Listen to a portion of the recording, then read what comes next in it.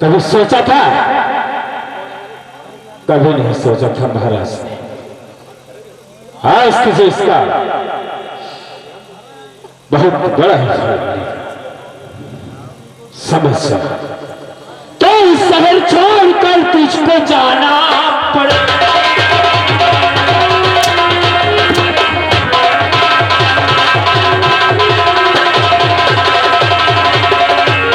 शहर छोड़कर तुझको और जाना पड़ेगा, और नहीं मार हंटर की खाना।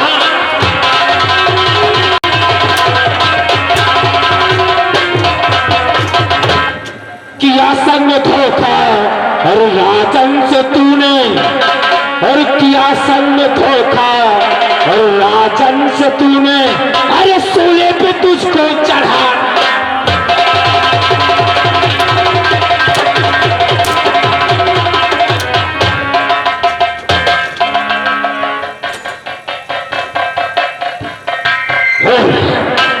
तेरी कोई आखिरी इच्छा है? ये तूफान से पूरा करेगा। मेरी आखिरी इच्छा तो पूरा करेगा। मेरी आखिरी इच्छा आप पूरा करेंगे? हाँ हम पूरा करेंगे। तो लाओ हमारी संध्या हमें हमेशा के लिए।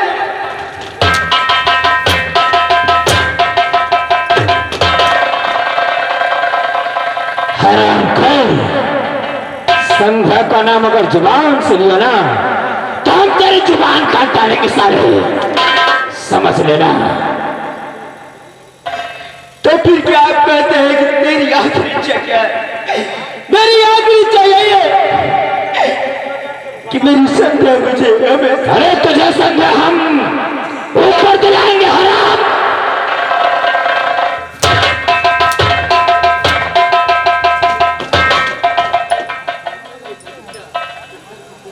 संध्या को पाया, अरे उसका आशिक और इस साला संध्या को लेते जाए, मार डालेंगे साले तुझे, समझ लेना। दरबारी ले जा साले को, और ले जाकर दोनों आंखें फोड़ दे साले। और अगर आंखें फोड़ करना आया ना, तो हम साले तेरी आंखें फोड़ देंगे, समझ लो। समझ लेना हमारी बात, ठीक है ना? संध्या तुम भी मेरे पास से चली गई। तेरी सादिता के फूल खिलेंगे बहार के, मारा गया गरीब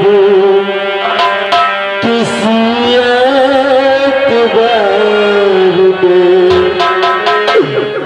मुझे तेरी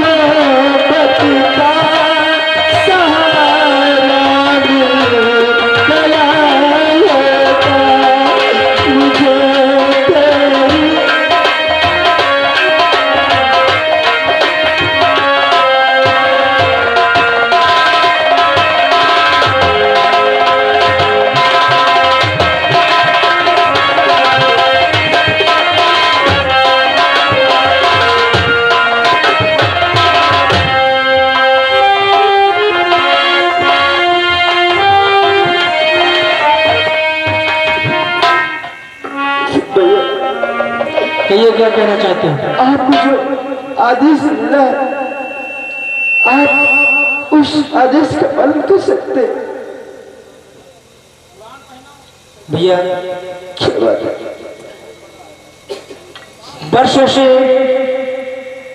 आपके पिताजी ने महाराज के साथ में वफादारी की और कुछ हमारा भी अधिकार बनता है कि हम भी आपके साथ आपके पिता के साथ वफादारी करें। लेकिन यार सूरज तू क्या करेगा अगर तू महाराज का ना करे? अगर महाराज के आदेश का उल्लंघन करेगा तो महाराज तेरे को भी सजाए मौत दे देंगे। अगर तू क्या करेगा? इससे अच्छा क्या हम दोनों साथ में खेलते कूदते थे। आज मेरे दोनों आंखों को फोड़ दे, आज यही दिन देखना बाकी था। नहीं भैया, मैं आपकी आंखों को नहीं फोड़ सकता भैया। एक काम करिए भैया, आप इस प्रेम नगर को छोड़कर कहीं दूर चले जाइए भैया और लौटकर इस प्रेम नगर की तरफ कभी मत आइएगा भैया, अन्यथा हमारी जान मुश्किल में पड़ जाएगी। मैं आपकी आंखें नहीं फोड़ सकता भैया। तो मेरे लिए इतना कुछ करने के लिए तैयार है। और हाँ, रही बात आंखों की, तो यहाँ से जाऊंगा जंगल में हिरण का शिकार करूंगा, उसकी आंखें निकाल के ले जाऊंगा, मंत्री साहब को दिखा दूंगा कि ये रही पवन की आंखें। सूरज मेरे यार, तो मेरे लिए इतना बड़ा कदम उठा सकता है मेरी जान को बचाने के लिए? क्या सूरज, मैं भी तुझसे वादा करता हूँ कि मैं जा रहा हूँ अब यहाँ, अब इस रात यात्रा में कभी वापस लौट के नहीं आऊंगा सूरज, कभी नहीं आऊंगा। क्या भगवान, अपने पिताजी के बगैर मैं रह नहीं पाऊंगा। अगर मैं यहाँ वापस आया तो हमारा देश सूरज ये बेचारा महाराज के आदेश के उल्लंघन की झुर्म में ये बेचारा मारा जाएगा। क्या भगवान, मैं क्या करूं? उधर संध्या हमारे बगैर रह नहीं सकती है और इधर मेरे रहने से सूरज की जान का खतरा है। और ये हमारे भैया बुढ़ई दास भैया ग्राम सरैया की तरफ से 21 रुपए का पुरस्कार दे रहे हैं स्पेशल दोनों कलाकारों के लिए। पार्टी की ओर से अपना धन्यवाद।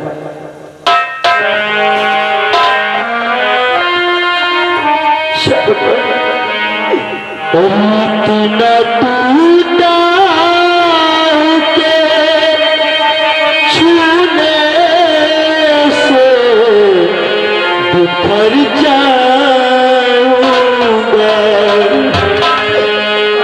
इतना टूटा हूँ के छूने से बिखर जाऊंगा।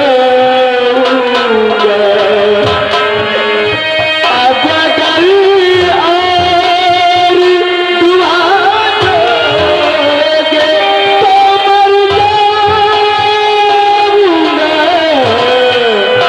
इतना टूटा हूँ के छूने से बिखर जाऊंगा।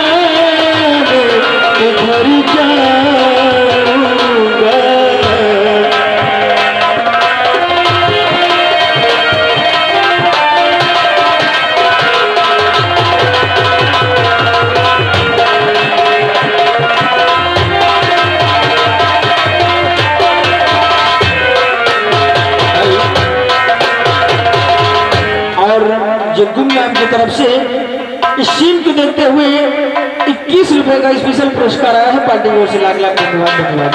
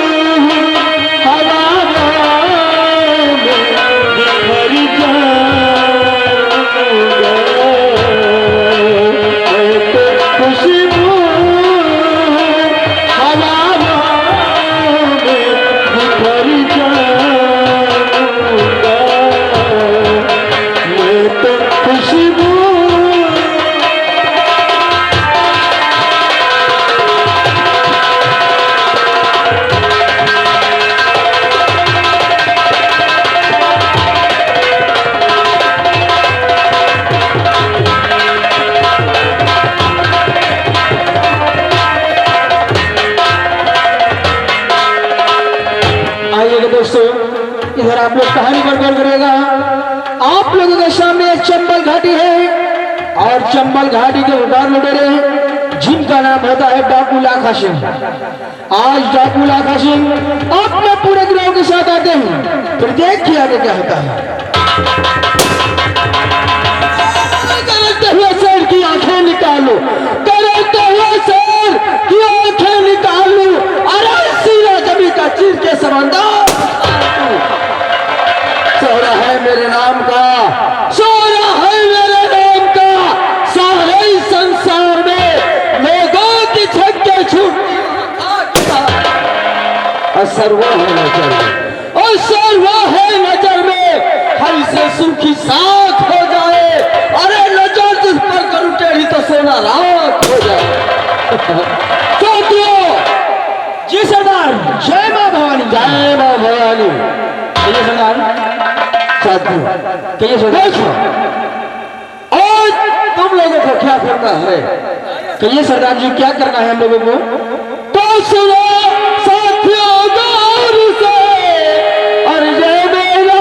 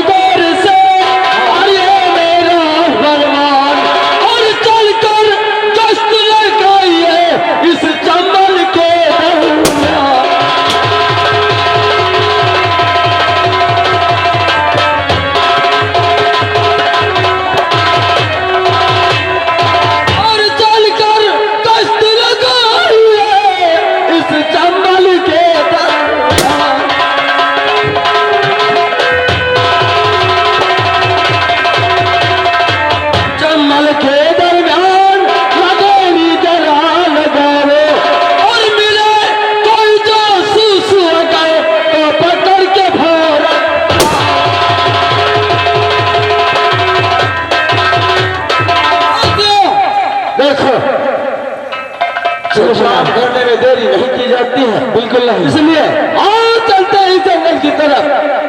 अगर कोई साला जासूस मिलता है ना तो इसको साले को हम लोग मिल करके भूल देंगे। क्यों नहीं सरदार, क्यों? चलो आगे चलते हैं। बोलो जय मां भवानी, जय मां भवानी की जय।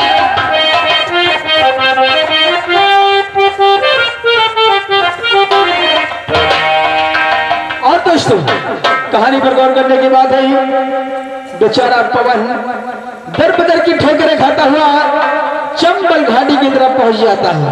फिर देखिए आगे क्या होता है।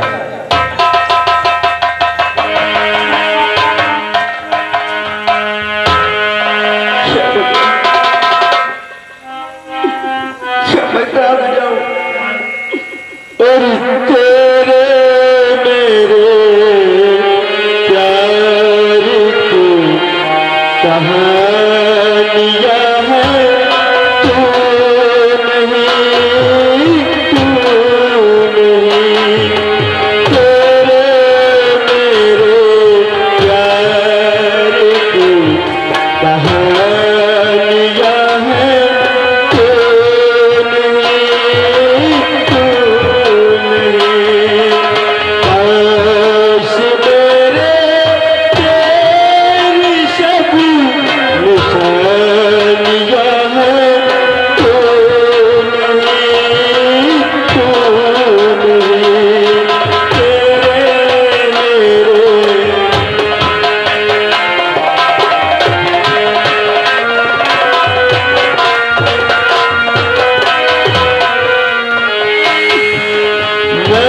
मेहरबान है रब बड़ा, मैं अगर मांगू दुआ। मेहरबान है रब बड़ा, मैं अगर मांगू दुआ।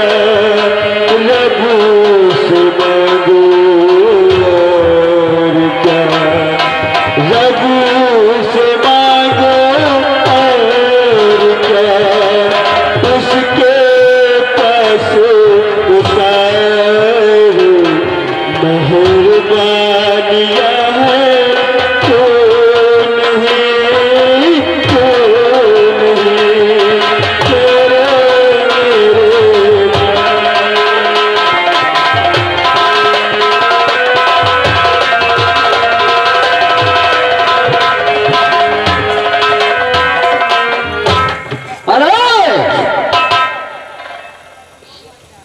अरे कालिया, देख क्या लगता है सारा जासूस है। देख इसके पास कोई हथियार तो नहीं है।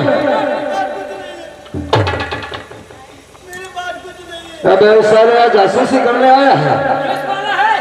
मैं पुलिस वाला नहीं भैया, मैं एक आम आदमी हूँ। मेरे पास कोई ऐसी वैसी चीज नहीं है, मैं कोई जासूसी वाला नहीं हूँ भैया। लेकिन आप लोग कौन है? ये काले काले कपड़े और ये बंदूकें, आप कौन लोग हैं? हम लोग इस चंबल के राजा है, राजा। चंबल के राजा है? हाँ हाँ, हम लोग डाकू है। आप लोग डाकू? जी हाँ। लेकिन मेरे पास कुछ नहीं है, मेरे पास कुछ नहीं, मेरे पास सिर्फ हमारी जान है। अगर वो जान तो आप ले लो, और मेरे पास कुछ नहीं है। कैसे लगता है बेचारा कोई मुसीबत कमा रहा है हमारे जैसा। मेरे पास खड़े हो जाओ और हम जो पूछे वो बताओ। आप भाई तुम कौन हो और क्या है तेरा नाम? और रहने वाले कहाँ के और कहाँ तुम्हारे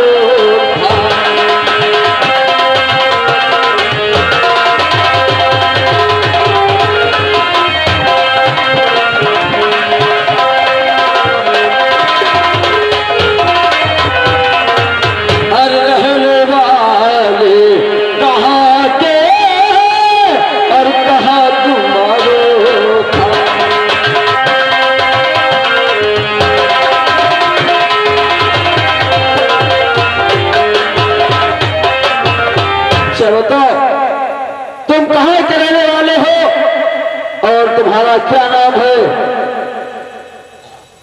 सरदार जी बोलो। के नाम मेरा पवन है, सुनाता हूँ मैं दुख दर्द सी सताया मैं आया।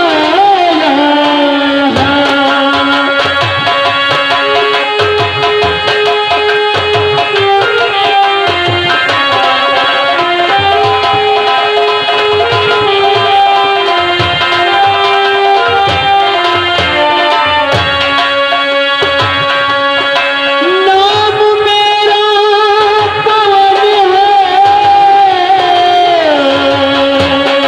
चल तुम्हारा कौन नाम है? बताता हूँ मैं मुझको दर्द किसने सताया मैं आया।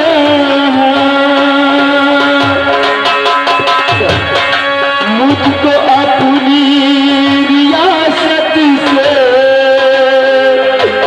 निकाला गया, मैं इधर का रहना उधर का रहा।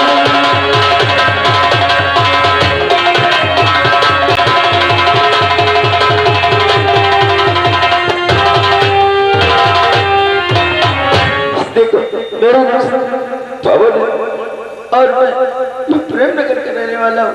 शरीफा नाम है तुम्हारा और प्रेम नगर के रहने वाले हो और रियासत निकाल दिए गए हो। रियासत से निकाल नहीं दिए गए सरदार जी। वो दरअसल बात ये कि एक लड़की के चक्कर था कि मैं उससे प्यार कर बैठा और महाराज ने हमको अपने दरबार बुलवाया और अपने दरबारी से बोला कि जाओ उसको जंगल लेकर जाओ और उसकी दोनों आंखें फोड़ दो। लेकिन वो दरबारी वो बेचारा बहुत दयालु था, वो मेरे लिए भगवान है। उसने कहा कि भैया आप जाओ और मैं महाराज से बता दूंगा कि पवन की आंखें मैंने फोड़ दी, इसलिए मैं उस राज में नहीं जा सकता हूँ। अगर मैं उस राज में दोबारा कहीं गया तो महाराज को पता चल गया कि पवन अभी जीवित है, तो वो जिसने हमारी जान को बख्श दिया बेचारा वो मार दिया जाएगा। इसलिए मैं दर बदर की ठोकरें खा रहा हूँ। मैं जाऊँ तो कहाँ से जाऊँगा? तुम कहीं मत से आओ, अब तुम बहुत अच्छी जगह आ गए हो। लेकिन अच्छी जगह आ गया हूँ। हाँ हाँ, मैं आपका मतलब नहीं समझा। आप मेरे शरण में आ गए हो तो अच्छी जगह आ गए हो, लेकिन तुम्हें भी काले वस्त्र धारण करना होगा। अगर हमारे जैसे वस्त्र काले धारण करोगे तो जिन लोगों ने तुम्हें सताया है उससे सताने का बदला ले सकते हो। मैं काले वस्त्र धारण कर लूंगा और आप जो जो कुछ कहेंगे मैं करने के लिए तैयार हूँ। ठीक है, एक बात मेरे से बोलो।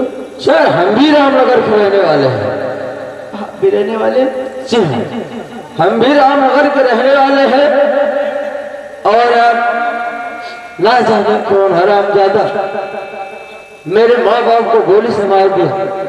क्या हम उसी को ढूंढ रहे हैं कि है कहाँ साला, अगर मिल जाए तो हम उसके खून की दरिया बहाए, लेकिन भैया और तब मेरे पिताजी की आत्मा को शांति मिलेगी जब वो साला इस संसार में नहीं रहेगा। अच्छा, लेकिन भैया हाँ, अपनी रियासत में तो वो जो महाराज का मंत्री सबसे ज्यादा हराम खोर वही है, जानते हम उससे मोहब्बत करते थे।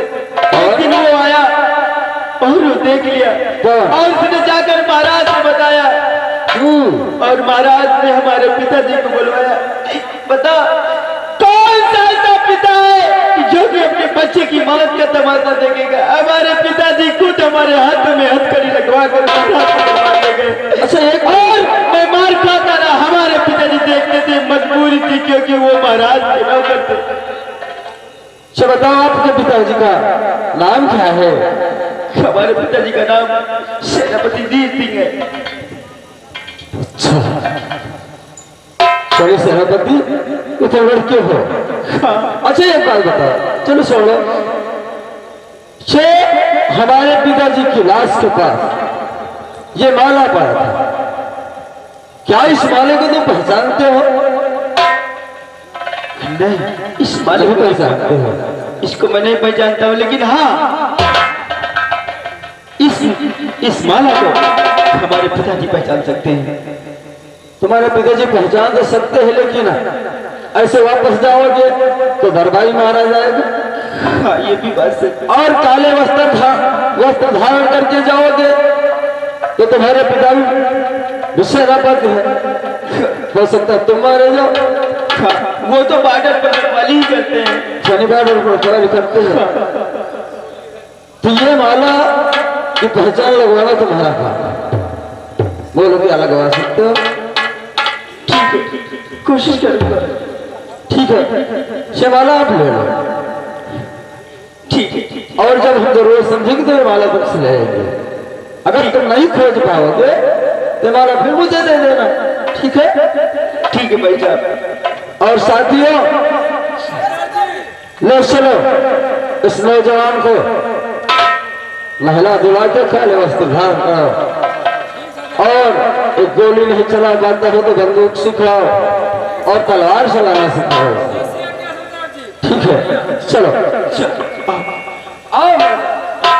और रास्ता तो मिल गया है, मंजिल को ढूंढ लूंगा मैं, अपने हाथ अपने कातिल को ढूंढ लूंगा। रास्ता तो मिल गया है, मंजिल को ढूंढ लूंगा मैं, अपने हाथ अपने कातिल को ढूंढ लूंगा। रास्ता तो मिल गया है।